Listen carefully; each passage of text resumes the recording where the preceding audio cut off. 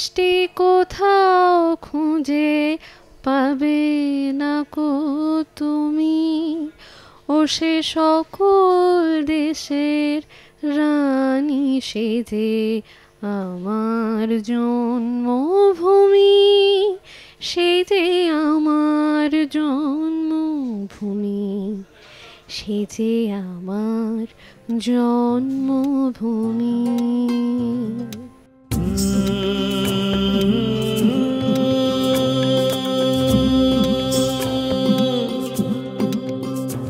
এই যে মানুষের পদচিহ্নহীন প্রকৃতির এক নিঃশব্দ রাজ্য, এটি আর কোথাও নয়, আমাদের প্রিয় জন্মভূমির অপার সৌন্দর্যে ভরা সুন্দরবনের দৃশ্য।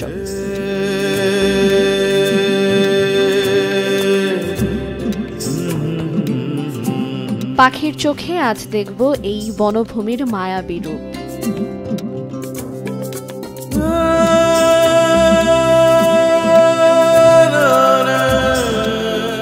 এই যে অসীম সবুজ বন আকাশের সঙ্গে মিশে মেঘের নিচে এক মোহময় পরিবেশ সৃষ্টি করেছে। বনের বুক চিরে বয়ে চলেছে অসংখ্য নদী ও খাল, যেন প্রাকৃতিক এক জলজ জাল।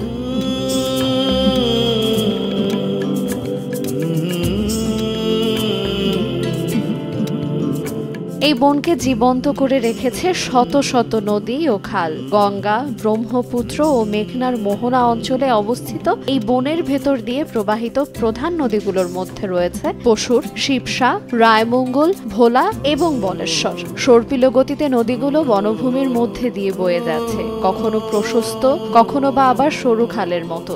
আর সেই পানিতে প্রতিফলিত হচ্ছে ঘন বৃক্ষরাজির সবুজ ছায়া। পৃথিবীর সবচেয়ে বড় শ্বাসমূলীয় বন হিসেবে পরিচিত সুন্দরবন এর স্বতন্ত্র প্রাকৃতিক বৈশিষ্ট্যের কারণে বিখ্যাত।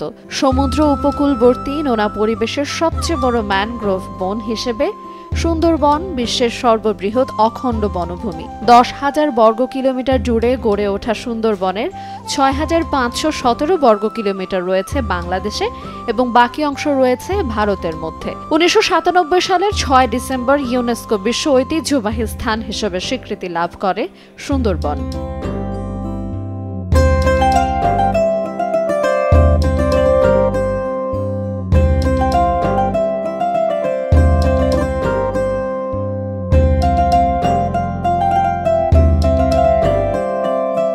সূর্যাস্ত আর সূর্যোদয়ের এই দেশে পাখির চোখে ধরা পড়ে এক চমৎকার মুহূর্ত, যেখানে সুন্দরবনের আকাশ জুড়ে সূর্যাস্তের মোহনীয় দৃশ্য।